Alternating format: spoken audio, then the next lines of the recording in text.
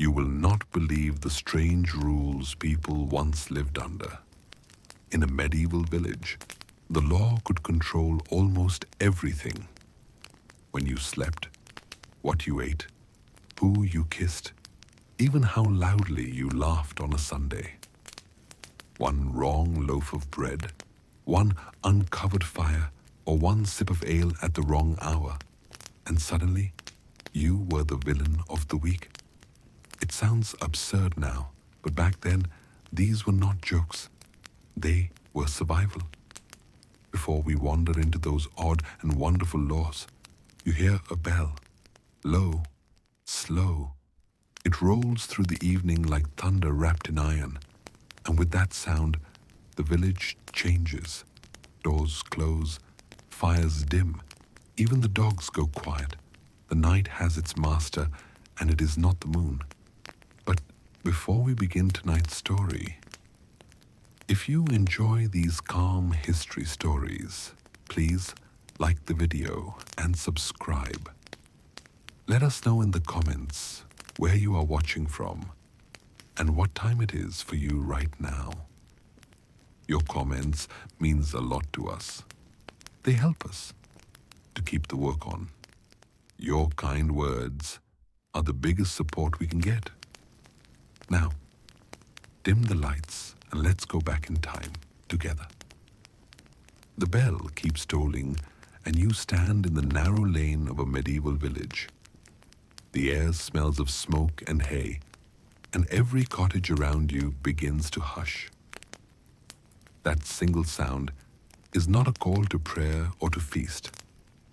It is the curfew bell, the signal that every fire must be covered, every candle blown out, every life paused until dawn.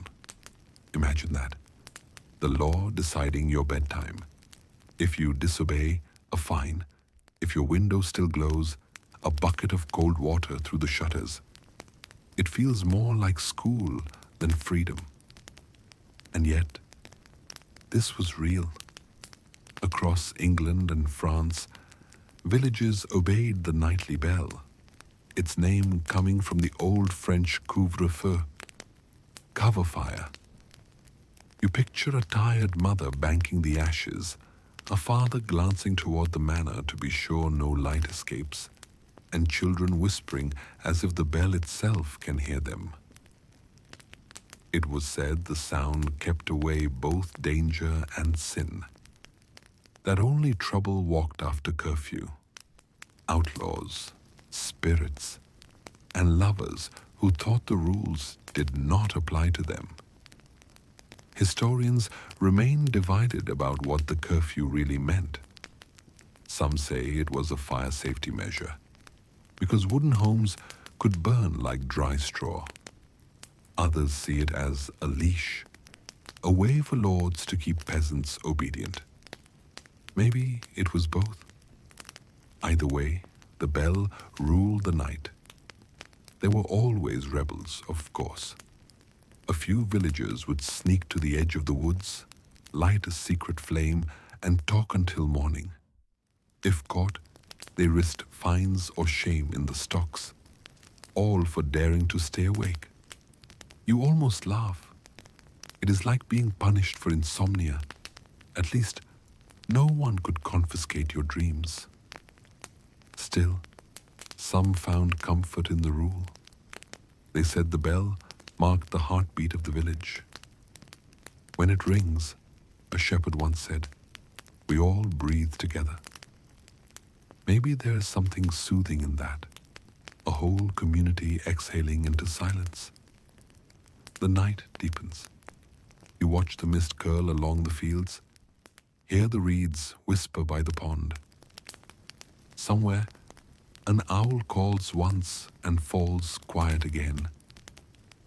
You realize the strangest thing about these old laws is not how harsh they were, but how ordinary they felt to the people who lived beneath them. They did not see tyranny. They saw rhythm. And as the last note of the bell fades, you take a slow breath, feeling the darkness settle around you like a blanket.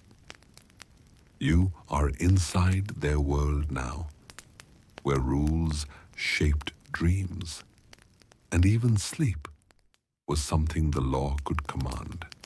The bell's echo fades, but the village stirs again with dawn. A soft grey light stretches across the fields, and smoke begins to climb from chimneys like quiet prayers. Roosters shout, dogs bark, and the smell, oh, the smell, fresh bread baking in clay ovens, warm and earthy. You follow the scent down a crooked lane, past cottages leaning like old friends, until you reach the bakery. A simple wooden door, a sign carved with a loaf and a wheat stalk. Inside, the baker's arms move like clockwork, pounding dough, dusting flour, shaping round loaves with calm determination. It looks peaceful, but behind this calm, there is fear. Because here, bread is not just food, it is law. In the medieval village, bread was the heartbeat of survival. Everyone ate it, peasants, priests, even lords. It was what kept you standing in the fields, what filled your belly when meat was rare, what comforted you on long winter nights. But there was a rule, one that turned every loaf into a test. It was called the Assize of Bread and Ale, a royal law that dictated the price, the weight, and even the quality of every loaf sold in the land. Bake it too small, use less flour than allowed, and you were not merely cheating your customers. You were breaking the king's peace. The baker wipes his brow, glancing at the door. He knows that soon the official called the bread inspector will arrive.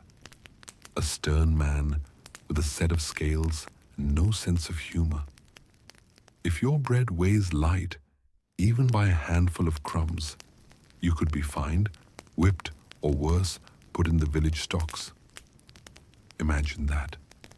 A public humiliation, not for stealing, not for violence, but for underbaking your dough. You can almost hear the laughter of the children, throwing bits of straw and chanting, "Light loaf, light loaf." It sounds absurd, yet it happened often.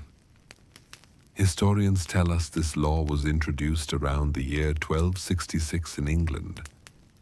The intent was fair, to protect the poor from greedy bakers who might shrink their loaves as the price of wheat rose. But fairness can feel very heavy when enforced with a wooden stick. There is one curious side note that makes you grin. Some clever bakers began adding a 13th loaf to every dozen they sold, just in case one weighed too light. It was called the baker's dozen, a small act of insurance and kindness. You picture it now. A young apprentice quietly sliding an extra loaf onto a tray, hoping to keep his master safe. One more bread for luck, one more peace of mind. The law's reach went beyond weight. It even dictated the shape of loaves in some towns, so that inspectors could tell by sight what type of bread it should be. Wheat bread for the wealthy, rye for the poor, and maslin, a mix of grains, for everyone in between. Your social class was baked right into your meal. You take a step closer to the oven. The baker nods at you, tired but proud. He has survived another inspection, and he hands you a loaf, round, golden, still crackling from heat. You hold it close, and the crust flakes softly against your fingers. Warmth spreads through your hands, a kind of fragile comfort. You break off a piece and chew slowly. The taste is simple, earth and smoke and salt. For a moment, you understand why villagers would defend their bakers so fiercely. Bread was not just food, it was trust. Still, not everyone trusted the law. Some scholars believed the assize was as much about power as protection. By controlling bread, the crown controlled the market, and through the market, the people. Others argue it helped balance a fragile economy, preventing famine and riots. As usual, historians remain divided, half seeing justice, half seeing domination. And somewhere between those halves, you find the truth. The law of the loaf was born from fear. Fear of hunger, fear of greed, fear of a world too fragile to feed itself. Outside, the day grows brighter. You hear the chatter of villagers lining up for their morning loaves, trading coins, gossip, and gentle smiles. Every crumb has meaning here. Every grain, a thread in the fabric of survival. You lean against the wall of the bakery, listening to the rhythm of daily life. A child laughs. A cow moves lazily in the distance. And for a fleeting moment, the village feels calm again. But just beyond the baker's door, another rule waits. One that has less to do with fairness and more with absurdity. It will take you down to the muddy edge of the pond, where ducks, mud, and punishment somehow meet. And as strange as it sounds, this next law might make you thankful for bread. Morning melts into noon, and the air turns warm and damp. You wander through the village, past rows of cottages with gardens full of onions, leeks, and gossip. Beyond them lies a small pond, half mirror, half mud, where ducks paddle lazily between reeds that shimmer in the light. It looks peaceful enough. But here, at the edge of that water, you are about to meet one of the strangest laws of them all. A boy throws a pebble. It splashes. He laughs. An old woman scolds him instantly. "Mind the pond," she warns. "Do you want the reeve to catch you?" You glance at her, curious. What crime could there be in skipping stones? She points at a wooden post near the shore. A weathered sign reads, "By order of the manor, this pond is forbidden." Forbidden. Not for safety, not for holiness, but because the pond, of all things, belongs to the Lord. Every fish in it, every drop of water, every duck feather drifting on its surface is his property. You almost laugh, but you stop yourself, because in the medieval world, laughter could be dangerous, especially when the law took itself so seriously. This was the law of the pond, a regulation that claimed all fishing rights and even access to certain water sources for the ruling manor. To you, it feels absurd that a villager could be punished for catching a single trout to feed a hungry child. But to them, it was deadly serious. In some manors, the fine for poaching fish was heavier than the fine for striking your neighbor. In others, the punishment was public humiliation, standing in the stocks, hands caked in mud, while your neighbors whispered, "Fish thief." And yet, that was not even the strangest part. Some ponds were declared holy. They were believed to have spirits, guardians that punished those who disturbed the waters. Children told stories of glowing eyes beneath the surface, of drowned monks who cursed anyone who fished after sunset. Fear became law's perfect partner. Historians still debate whether these stories began as superstition or whether local lords encouraged them as a clever way to protect their fish without needing guards. Either way, the effect was the same. The pond stayed quiet, and the Lord's table stayed full. You step closer, your boots sinking slightly into the mud. A dragonfly skims the water, its wings catching sunlight like stained glass. You can almost see your reflection, distorted, like the truth itself. The pond's surface ripples as a duck quacks softly, unaware that it too is technically royal property. Some records mention villagers being fined for taking duck eggs without permission. Imagine that, risking punishment for breakfast. There was one curious loophole, though. If a fish or duck somehow left the pond on its own, perhaps carried by floodwaters or a stray dog, then it no longer belonged to the Lord. It was considered a gift of fortune. So when rainstorms came, villagers watched the ditches and streams like hawks, hoping the law's treasures might simply swim their way. You picture it now, a farmer pretending to find a carp in a puddle, eyes wide with fake surprise. Oh, look what the heavens dropped at my feet. One can almost hear the wink in his voice. Even under strict law, humor survived. And yet, not all was laughter.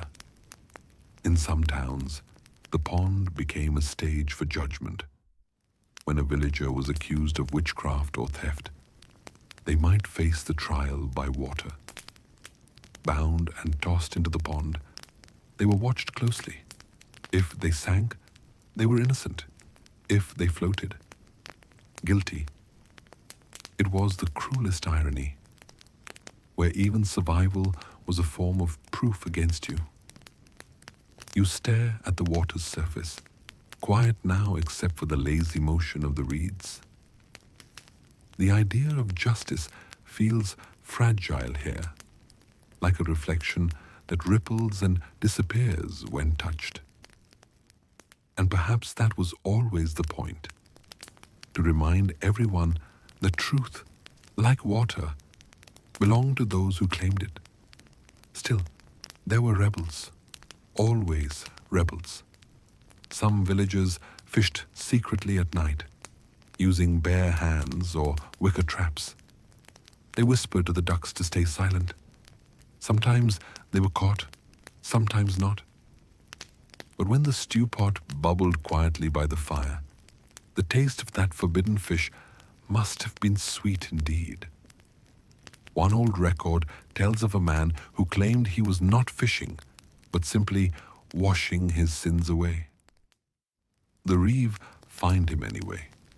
It seems even forgiveness had its price. You take one last look at the pond. The sunlight dances on its surface, and for a moment, it feels almost alive.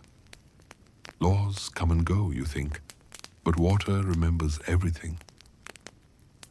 You turn to leave, your boots leaving small wet prints in the dirt. And as you glance back, the pond looks perfectly still again, as though none of it ever happened. Yet beyond those quiet waters, a new kind of silence waits.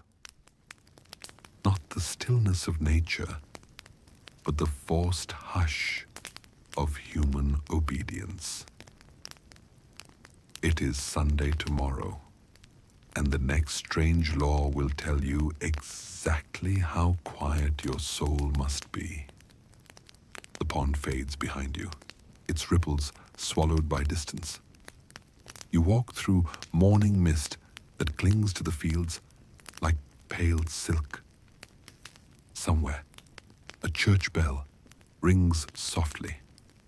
Not the curfew this time, but the call to Mass.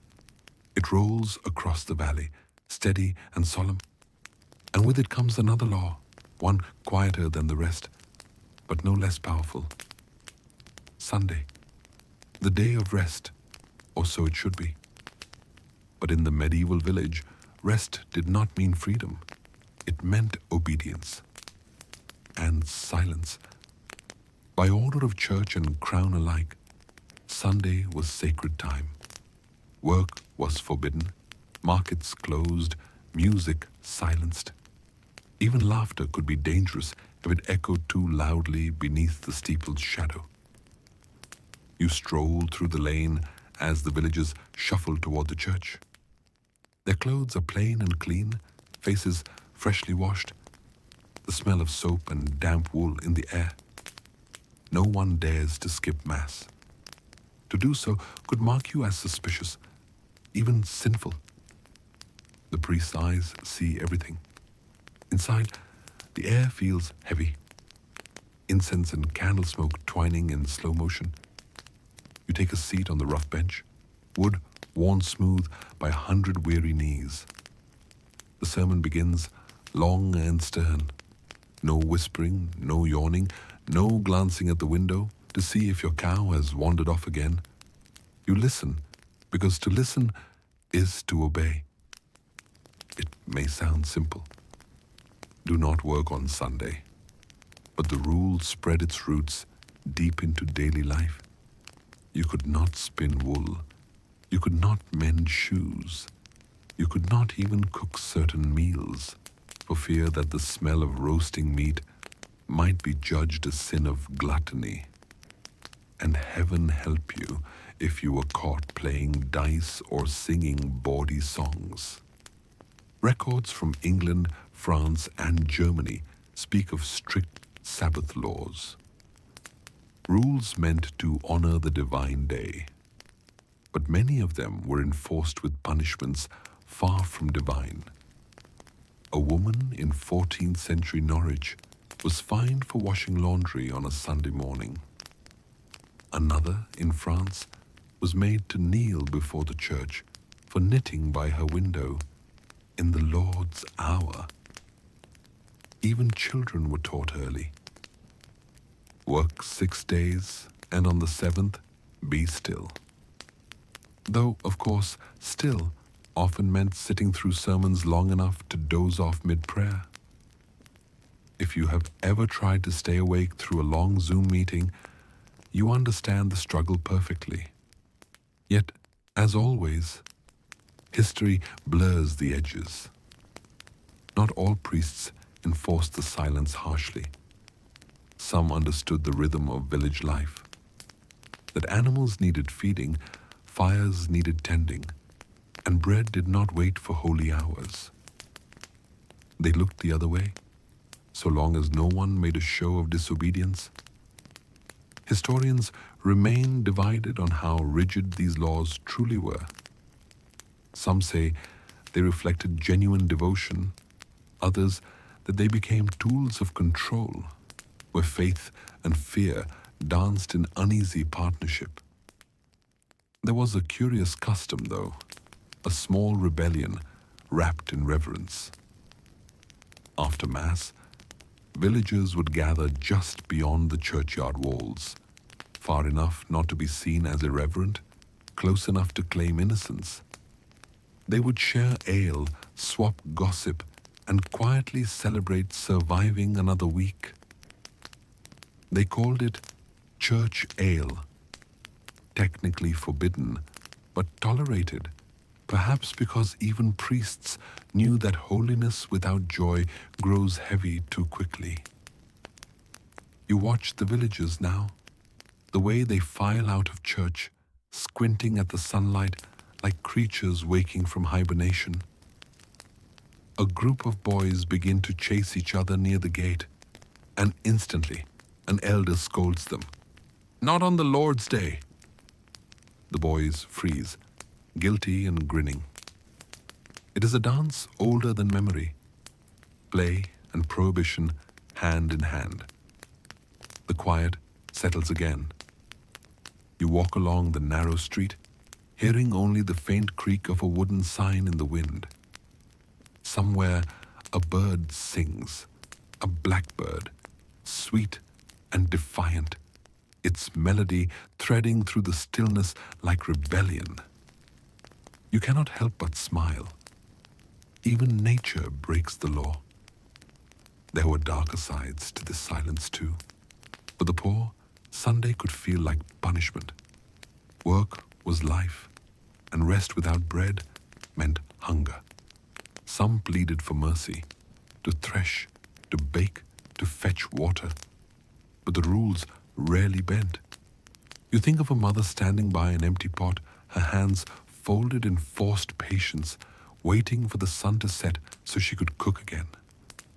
Still, there is beauty here, a strange, sleepy peace. The village breathes slower. The fields rest. Even the wind seems to pause between breaths. Perhaps that is what the law was always reaching for.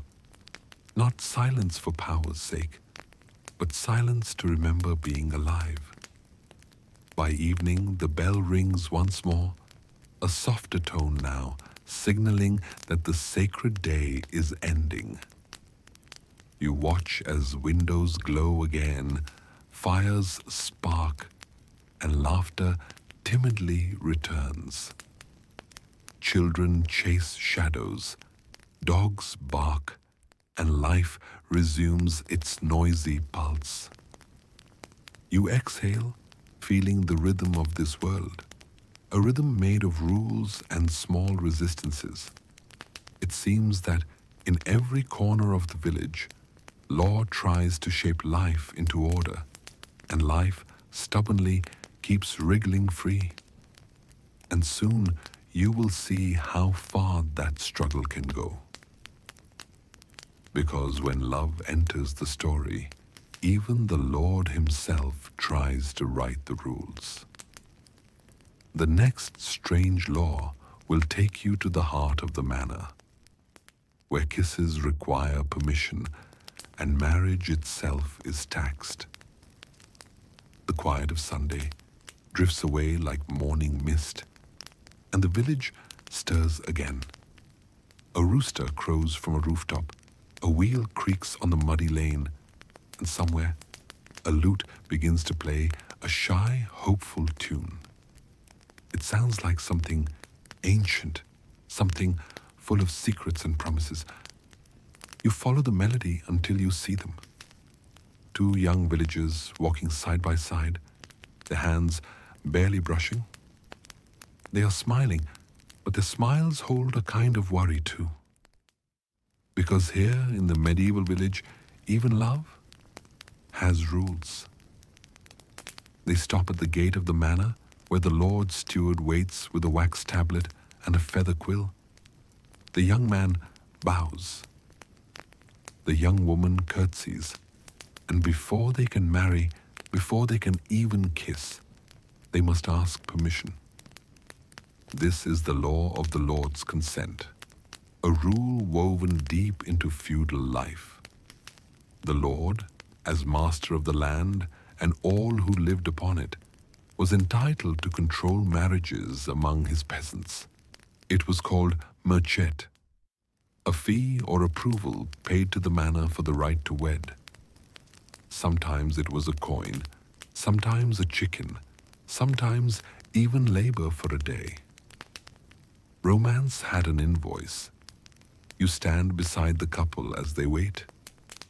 The steward peers down his nose, pretending to read their names with importance.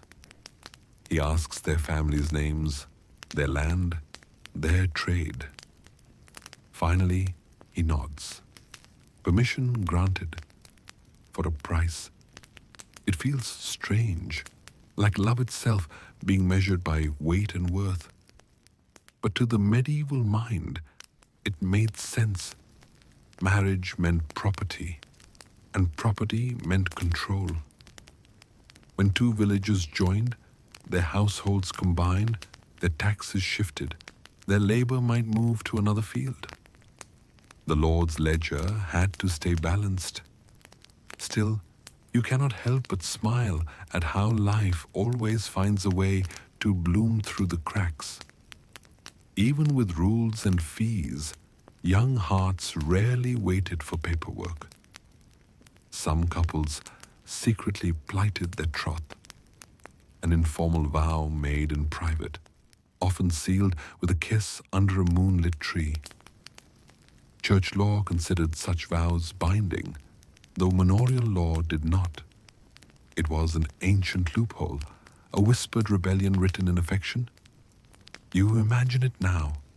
Two figures beneath an oak, hands joined, voices trembling but sure. I am yours, one whispers. I am yours, the other answers.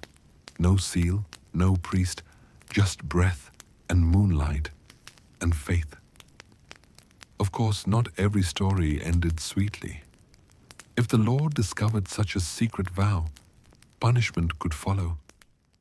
Fines, or forced annulment, or in rare cases, public humiliation.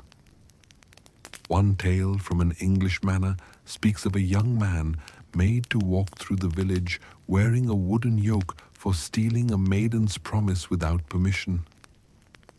You can almost picture it, the villagers watching, half shocked, half entertained.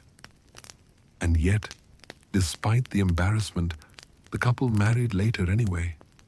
Love, it seems, paid the fine and kept going. Historians remain divided about the true intent behind Munchet. Some argue it was simply economic, a way for lords to track their tenants and keep order. Others believe it was symbolic power, a reminder that even the most private joy was touched by the hand of authority. But one thing is certain. Few laws were so personal. There is a curious side note here, one that almost feels too strange to be real. In some places, lords claimed a right known as jus primae noctis, the supposed right to spend a bride's first night with her before her husband. It appears in legend and rumor more than in fact, and most historians agree it was never widely practiced. But the fear of it lived vividly in the imagination. You can sense that unease even now, as the villagers glance nervously toward the manor's upper windows. Power, after all, does not need to be real to be felt. The young couple you have been watching finally steps away from the steward's desk, hands still clasped, a parchment seal now granting them the right to love each other in peace. They walk down the lane, their laughter soft and relieved, and for a moment, the whole village seems to exhale. The bells of the small church ring again, calling them to bless their union properly. The ceremony is humble, a few flowers, a borrowed cloak, and the promise of bread and ale afterward. You stand with the others, watching as they exchange vows. The air smells of candle wax and lavender. When they kiss, everyone cheers, even the priest. Later that night, the celebration begins. A few jugs of ale pass around, laughter grows, music swells. And though the laws of the manor are strict, no one enforces them now. Even the reeve looks the other way, pretending not to see. You realize something important. For all its rules, the medieval world was full of small mercies. Moments when the law blinked and life slipped through with a grin. Outside, the moon rises over the village. The thatched roofs gleam silver. The fields shimmer with dew. You hear crickets, a donkey braying softly, and distant laughter fading into the dark. Love has been licensed, taxed, and gently disobeyed. And as you follow the sound of that last laugh, you know that even the strangest laws could not keep the human heart still for long. But not every rule touched the heart. Some reached for the body itself, the hair on your head, the hat you wore, the way you looked in the Lord's eye. And in the next strange turn, you will see how appearance itself became a matter of law. Morning mist clings to the thatched roofs like a silvery veil. The air smells faintly of rain and hearth smoke, and the narrow path before you hums with quiet footsteps, the shuffle of villagers heading to market. You walk among them, feeling the rhythm of another day beginning, and it is not long before you notice something odd. Everyone seems dressed by invisible rule. The baker's apron is rough grey wool.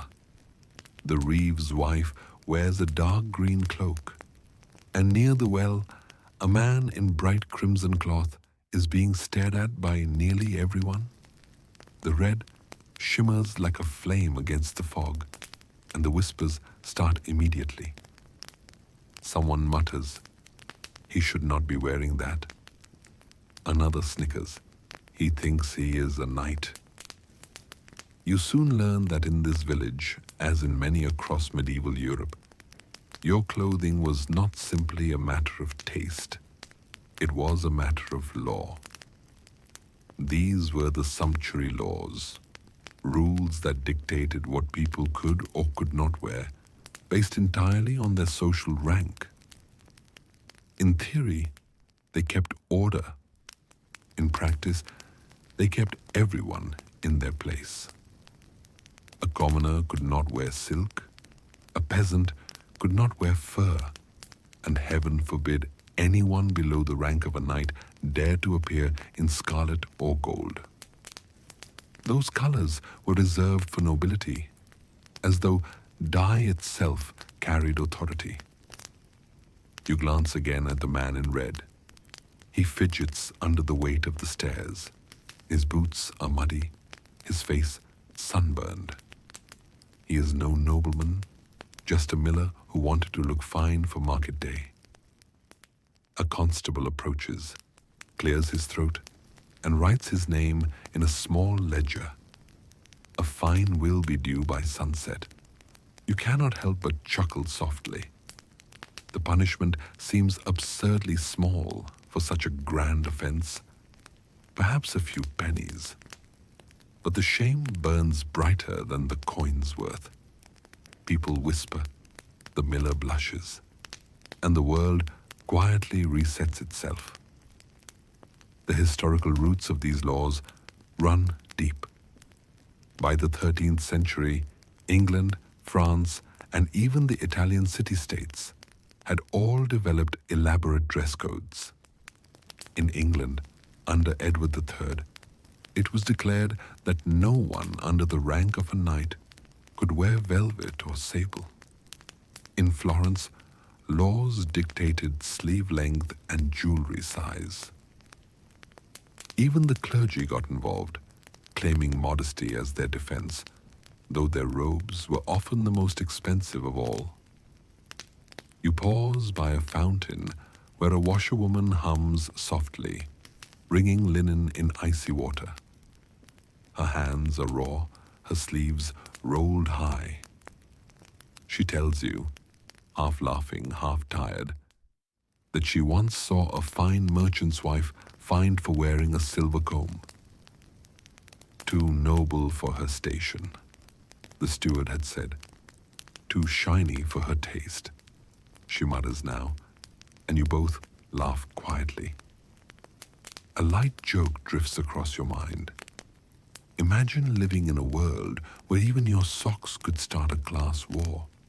You could be arrested, not for stealing gold, but for wearing it. And yet, beneath the humor, there is something sharp. These laws were not merely about vanity. They were about control, a visual language of obedience. Every thread on your back told others who you were, how much tax you paid, and how much respect you were due. Historians remain divided about how strictly these rules were actually enforced. Some claim they were little more than moral theatre, rarely applied, mostly ignored. Others insist that in smaller villages like this one, they mattered deeply, woven into daily life like the seams of a tunic. There is a curious side note, almost comedic in its pettiness. In some places, even hat height became regulated. Yes, how tall your hat was could mark your class. The taller the hat, the higher your supposed importance. Naturally, the lower classes began to quietly stuff their caps with straw or wool, raising them inch by inch. Authorities soon caught on, issuing new rules limiting brim width. You almost laugh aloud. The battle for dignity had become a duel of millionaires. You imagine walking through a medieval street like a human version of a fashion police checkpoint. Someone in a bright cloak? Fined? Someone with too many rings? Confiscated. Someone wearing a fur collar in midsummer? Suspicious. You half expect a town crier to yell, "Wardrobe violation, proceed to the stocks." And indeed, stocks was sometimes the price of vanity. For repeated offenders, public humiliation was considered a good deterrent. The village would gather, children giggling, and the offender would sit there in his forbidden finery as everyone admired his poor choice in taste. Still, the human spirit has always been mischievous. Some peasants began dyeing wool in muted colors that looked expensive in candlelight but faded quickly in sun. Others lined their tunics with scraps of silk hidden from view, a secret rebellion of texture. It seems that even in a world of laws, people still found ways to feel beautiful. As twilight spreads across the square, you notice the miller again. He is laughing now, the fine paid, his red tunic still glowing faintly in the fading light. No one seems to care anymore. The law may write the rules, but time and laughter quietly erase them. A breeze stirs the trees, and the scent of hay drifts through the village. You hear a distant dog bark, a wheel creak, a door shut softly. And you think about how strange it is that the way people dressed could mean so much. Even now, centuries later, we still mark status with fabric, though we no longer call it law, only fashion. You walk on past the cottages, past the church, toward the dim outline of the forest beyond. Because the next strange rule lies not in what people wore, but in what they hunted, and what they were forbidden to touch. The air shifts as you leave the warmth of the cottages behind. The smell of wood smoke fades, replaced by the damp breath of the forest. Moss clings to bark like ancient velvet. Somewhere, water trickles through roots, and birds sing unseen above the canopy. It feels peaceful, almost holy. But do not be fooled. In the medieval world, this place is dangerous, not because of wolves or outlaws, but because of the king. You step into the shade, and a chill runs through you. It is not fear of being lost. It is the quiet knowledge that these woods are not yours to walk in. Not truly. Welcome to the forest law, one of the strangest and strictest rules ever written into medieval life. It declared vast stretches of woodland to be royal forests, belonging solely to the crown. The trees, the deer, the rabbits, even the fallen branches, all were the king's property. To cut wood without permission was theft. To snare a rabbit was a crime. To kill a deer was nearly unforgivable. You glance around. The forest looks empty, but you cannot shake the sense of being watched. And perhaps you are.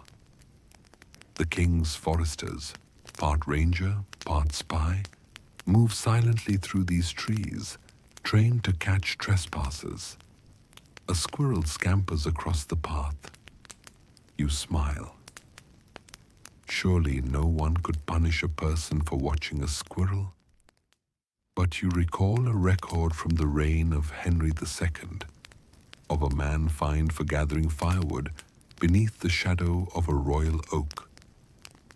Yes, the shadow. Technically, the shade itself belonged to the king. You almost laugh, quietly, nervously. The roots of this strange law reach back to William the Conqueror, who loved hunting more than comfort. After taking England, he declared enormous tracts of land as royal forests, not because they were full of trees, but because they were full of deer. Entire villages were cleared away to make room for the king's sport. To the peasants, it must have felt like exile. You tread carefully. Somewhere ahead, a twig snaps. You freeze. A man steps from behind a tree, wearing a green hood and carrying a bow. For a second, your heart jumps. Is it Robin Hood? Number. It is a forester, and his expression is not friendly. He asks what you are doing here. You stammer that you are just walking, just admiring the trees. He nods, but his hand lingers on his bow. You remember the penalties: blinding for killing a stag, mutilation for poaching a boar, fines so heavy that whole families starved.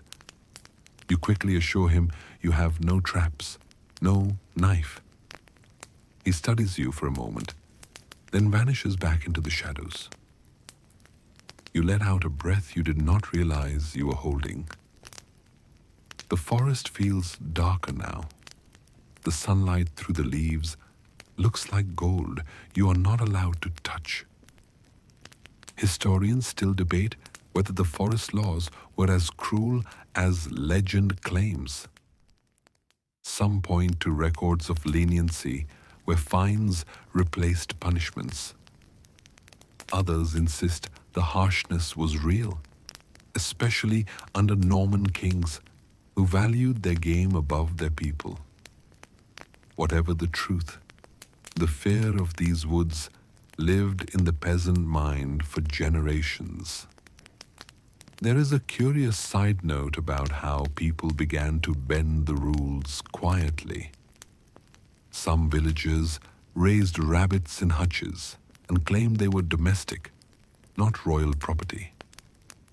Others dug pits for trapping deer, but disguised them as wells.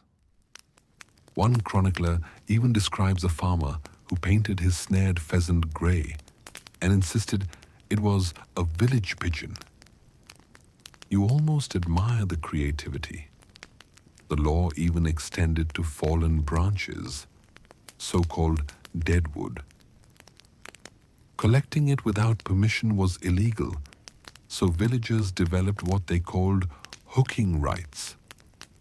They would stand outside the forest boundary, use long hooked poles, and drag branches out without technically entering. A loophole born of desperation. A gentle breeze moves through the leaves, and you feel a strange sadness. So much life, and so little freedom to touch it. You think of a mother needing wood for her fire, a child hungry for meat, a man fined for stepping across an invisible line. The forest became both beautiful and forbidden, a dream fenced in by royal decree. You pause by a clearing where the moonlight spills through. The light looks like liquid silver on the ferns. You imagine this same clearing hundreds of years ago, when poachers gathered by night, listening for the sound of deer. One arrow, one meal, and one risk of ruin. You feel the weight of that choice. It makes you smile, though, to know that from this tension came some of England's favorite legends. Robin Hood, the outlaw who stole from the rich, was born of these very laws. He was the peasant's daydream, the forest's answer to tyranny. In him, people found a way to laugh at the impossible rules. Perhaps that is why the tale still endures. A whisper of freedom rustling in royal leaves. As you walk deeper into the forest, the air cools and night begins to fall. Fireflies glimmer like drifting embers.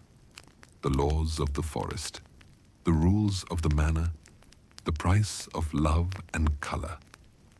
They all blur together now, like the fading lines of a dream.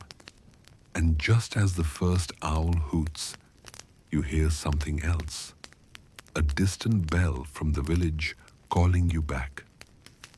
It is time to return to the world of people, where the next strange law waits not in the wild, but in the tavern, and in the mug you are about to lift. The path from the forest winds downhill, and soon you see the soft glow of the village again. Lanterns sway from cottage doors. The smell of smoke and roasted barley drifts through the night, and laughter echoes faintly from the tavern near the mill stream. You follow that laughter, drawn by the promise of warmth.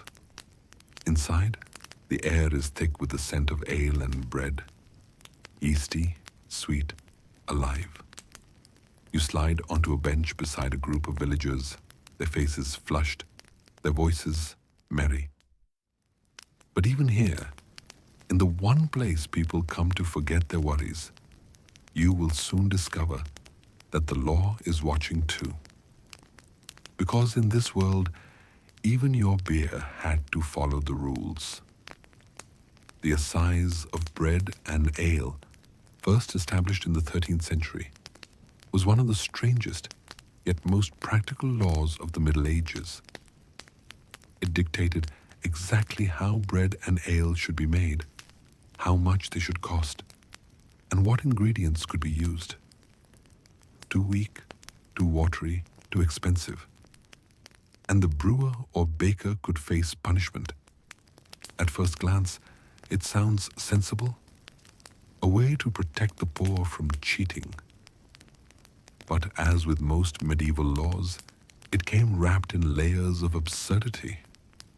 You watch the tavern's alewife, a cheerful woman with strong arms and a wry grin, pouring tankards from a wooden barrel.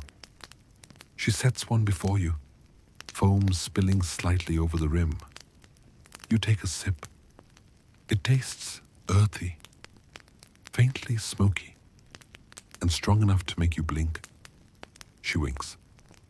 "Do not tell the reeve," she whispers. "This one would fail the assay." You laugh softly because you know what she means.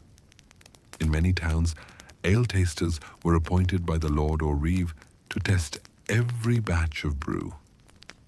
They carried wooden spoons, sampled a mug, and if the taste was wrong, too strong, too weak, too bitter, they could fine or even publicly shame the brewer. Imagine it. Your local beer judge showing up at your door, taking one sip and declaring, "Illegal froth." A few villagers at the table tell you that fines were common. In some places, a woman caught selling poor ale was tied to the tavern's post with her bad brew poured over her head. Public humiliation as quality control. You try not to grin, but it is hard not to picture it. Then again, historians remind us, the alewife's life was far from easy. She brewed not for profit, but for survival.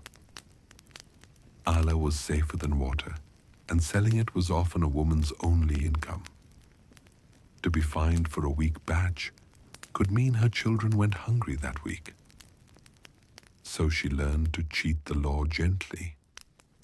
A little extra barley here, a longer firman there, and if the reeve came by, a free mug for his trouble.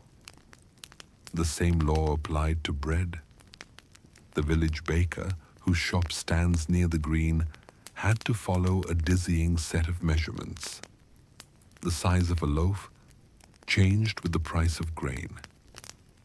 If wheat was expensive, the loaf could be smaller, but never lighter than the law allowed. Inspectors even brought scales to market, weighing bread before a crowd. Too light by an ounce, and the baker might be pilloried. One medieval record even mentions a baker forced to carry his bad loaves through town on a stick like a shameful banner. There is a curious side note too. Some bakers added peas or beans to the flour, stretching it to feed more mouths. This was illegal, but quietly tolerated in lean seasons. You imagine the baker glancing over his shoulder, mixing dough by candlelight, hoping no one reports him. It all seems so absurd now, to legislate taste, texture, and aroma. But the medieval mind did not separate life into private and public. Bread, ale, and honesty were bound together. A bad loaf was not merely a failed recipe. It was a moral offense. You take another sip of your drink. The tavern hums around you. Laughter, dice clattering on a wooden table. A minstrel plucking softly at a lute. The alewife leans over, fills your cup again, and says with a grin, "Do not worry. This one is safely illegal." You smile and raise your mug, letting the foam brush your lips. Outside, the wind rattles the shutters. Inside, time feels paused, as if the world, for one moment, has forgotten its rules. But your mind drifts still. If the laws of food and drink were so strict, what of faith and the rituals of the soul? You have seen the village punished for laughter, for color, for wood and love and bread. Surely nothing stranger could remain. And yet, as you listen to the church bell toll midnight, you realize there is one more law to learn. A law of silence, of confession, and of how even the whisper of your thoughts belonged to someone else. The tavern fades behind you, its laughter softening into memory. You walk through the cool air of early dawn, where mist drifts low between the cottages, and the first bell from the church tower rings slow and solemn. It echoes through the village like a heartbeat. Steady, patient, unignorable. You follow that sound, your boots brushing dew from the grass, and as you near the church, you begin to notice something else. The hush. It is not the peaceful quiet of nature, but the heavier silence of people holding their breath. Because here, in the heart of the medieval village, words themselves were watched. Not just actions, not just appearances. Even a whisper could break the law. This was the law of silence, the unwritten rule enforced not by soldiers, but by the church. It said that what was spoken in confession belonged to God alone, but what was spoken outside of it could belong to anyone who overheard. And in a village this small, everyone heard everything. You step through the church door, and the air changes. It smells of stone, wax, and damp wood. Candles flicker in their holders, casting soft golden light across carved faces of saints. A priest stands near the altar, his voice low, listening to a villager kneeling in the confessional. The murmur of sins, stolen eggs, harsh words, secret loves, fills the space like a trembling prayer. Confession, in theory, was a gift of mercy, a place where guilt was washed clean, where the soul could breathe again. But for the medieval mind, it was also law. To skip confession was rebellion. To speak ill of the priest afterward was heresy. And to share what was heard in the confessional, well, that could cost a life.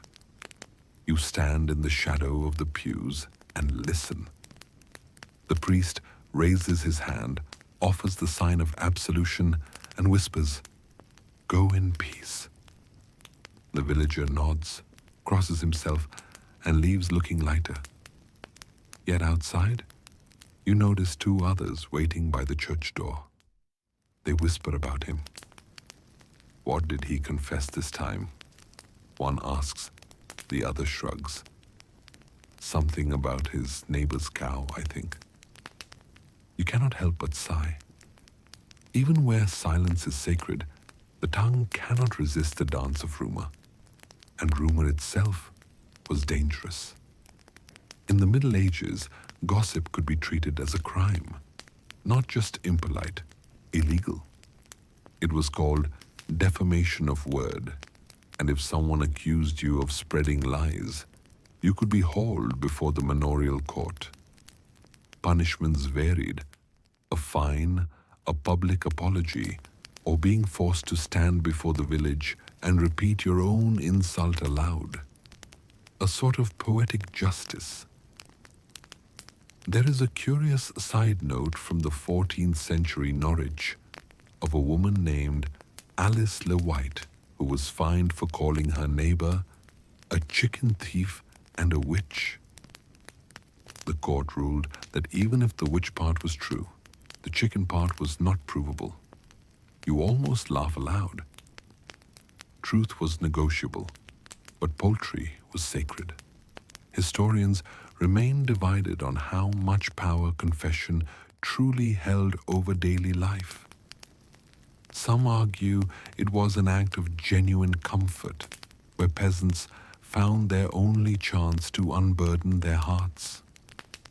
Others insist it was a tool of control, a way for the church to know what its people were thinking, and to remind them that even their private thoughts were not entirely their own. You wander past the altar and trace your hand along the cold edge of the stone font. It is smooth, where thousands of fingers have rested before you. You imagine them: farmers, millers, wives, widows, children, each whispering their secret fears into that same silence. You can almost hear their voices layered like wind in the rafters, each one asking the same quiet question: what if I say too much? Outside, the village is waking. The mist thins, the roosters crow, and the market bell clangs faintly from the square. But even in the bustle, the quiet laws linger. You hear them in the careful way neighbors greet each other, in how laughter pauses when a priest walks by, in how words are chosen like coins being counted. Carefully, precisely, never too many. You sit by the church wall, watching sunlight spill over the fields.